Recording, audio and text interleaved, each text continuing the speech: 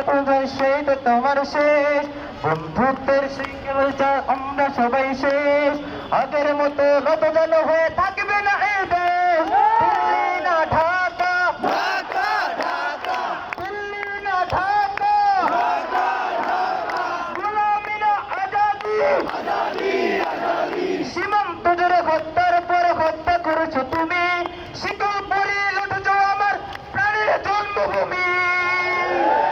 বন্ধুত্বের সেই কলিকাল কবে হয়েছে শেষ বন্ধুত্বের সেই কলিকাল কবে হয়েছে শেষ